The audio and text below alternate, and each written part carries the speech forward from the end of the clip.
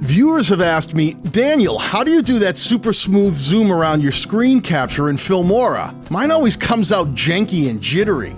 Well, that's because there's a very specific way you have to use your crop and zoom tool. Stick around, I'll show you how. Hit the subscribe button and click the notification bell to be part of the conversation. The first thing you want to do is film your entire screen capture in full screen. I use Filmora's built-in screen recorder because I think it's one of the smoothest screen recorders out there. If you don't know how to do that, I'll leave a link to show you how. Bring your screen capture footage into Filmora and down into your timeline. Scroll through your footage and find the first move you want to make. Now, you don't want to cut the footage or zoom at this point. You actually want to crop the entire piece of footage at once. Right-click on the footage and select the crop and zoom tool.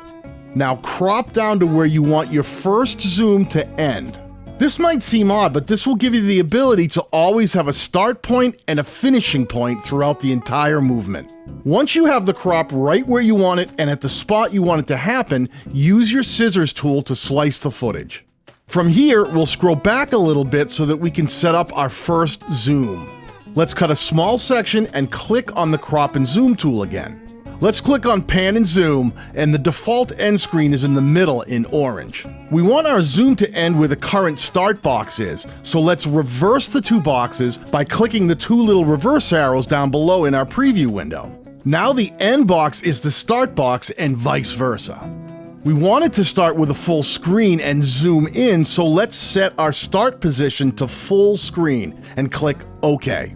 The piece of footage before that was where we started, and that should just be full screen. So let's open up the crop and zoom tool again and just reset it so that it's back to full screen. So now we have our first zoom from full screen, zooming in and landing in the upper right. This is where you'll really begin to understand why we did it this way. From here, the footage stays on this upper corner shot for a second, and then I want it to pan to the left. So let's drop a slice in right where we want the pan to begin. Open up the crop and zoom tool and create the pan to the left. I know this looks like we just took the entire rest of our footage and slowly panned it to the left, but if we scroll to where we want the pan to actually end and slice the footage, it will apply that same pan to the short piece of footage, making for a quick pan left. The problem is, the same pan is now applied to the remainder of our footage on the right. What we really want to have happen next is for our camera to stay focused on the upper left for a bit. So let's open up the crop and zoom tool again,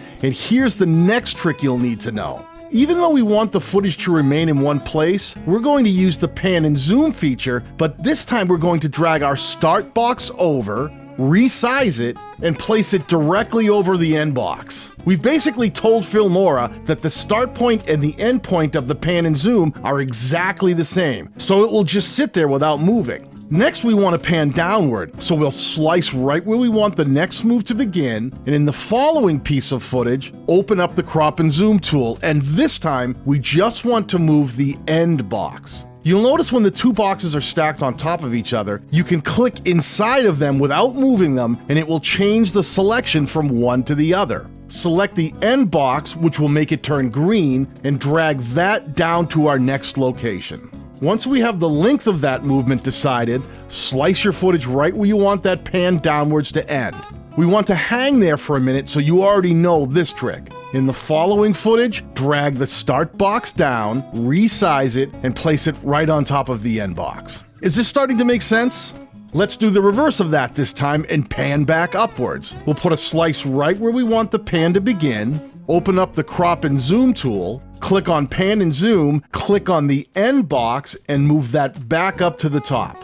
We'll scroll ahead a little bit in our footage to where we want the pan upwards to stop and slice again. Now we'll take the remaining footage and use our stacked panning trick, placing the start box directly back on top of the end box to hold the focus on the upper left area of the screen.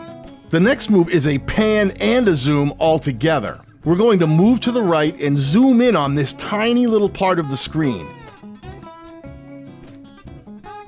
Figure out where you want that pan and zoom to end. Slice the footage, and in the remaining footage, drag your start box back over, resize it, and place it right on top of your end box. The last move we'll make is from this tiny zoom spot back to full screen. So let's slice out the section that will be our pan and zoom outwards, set it to go from the tiny zoom box all the way back to full screen, and then the very last piece of footage, which should just be our full screen end shot, we'll just reset the crop and zoom back to full screen, and there you go.